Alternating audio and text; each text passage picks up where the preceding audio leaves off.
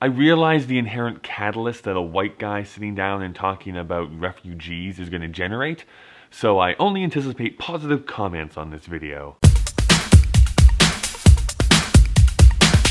So if you watch or read the news, then you're probably very aware of the Refugee Crisis. I'm a human, which hopefully you could have figured that out. I'm sure that you would at least knew that I was some sort of simian type creature. But now, because I'm a human, I have very human emotions about what is going on currently with just hundreds of thousands of people being displaced from their homes in the Middle East and elsewhere in Africa and moving into predominantly Europe. People are leaving their homes because of war, because of violence, and because of bombs being dropped on top of them.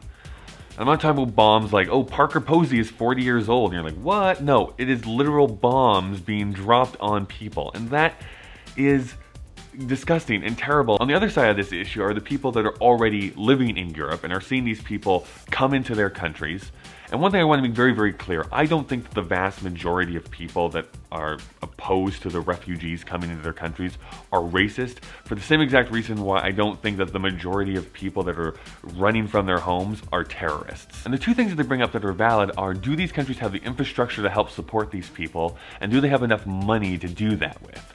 And that is going to be the big million-dollar question over the next few years. Is this something that we can help out realistically, or are we kind of just causing everything to go into a huge depression? Now, like I was saying, I don't think that the vast majority of these people are terrorists coming into the country, but at the same time, there is that chance that we are letting in people that are less than savory. The analogy that I like to make with this is, I don't know if you've ever worked retail before, but it's like the Christmas shopping season that's coming upon us here right now.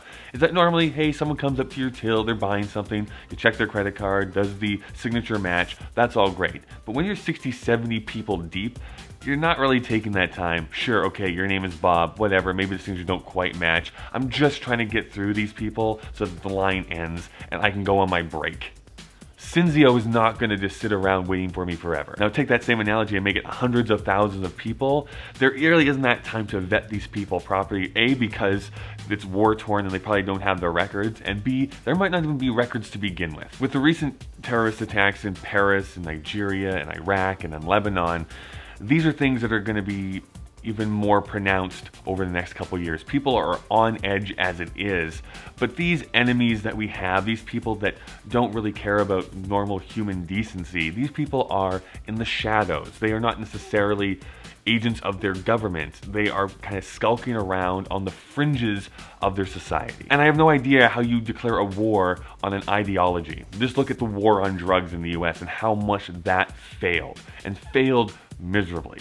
Same thing with this. We're not declaring war on a specific nation, we're declaring war on a specific idea. Which is why I think it's very important for us to detangle people from their governments or their religions. It would be kind of like if, say, tomorrow Canada decided to invade the US, which, that's adorable, Mr. Trudeau, that you think we have more than 2 minutes that we could last with them, but I'd be in a position where I don't support what's going on here. I still love my country, but I don't support what my government is doing. So I don't care what faith you call yourself, or even if you have none. I believe this to be a humanitarian issue, and we need to help out as best we can. My friend Matt on Facebook wrote a kind of short essay coming from the Christian ideology of this, and I thought it was just really brilliant, so I'm going to include that whole text down in the description below. All I know is that I'm not the type of person that can just wipe my hands clean and be like, yep, I'm just going to allow those hundreds and thousands of people to die, because for some reason it doesn't affect me, because it does affect me a great deal. Having said that, living in the West, I know how this works, and in 2 weeks we'll probably have forgotten all about this, and we're going to be back to the status quo.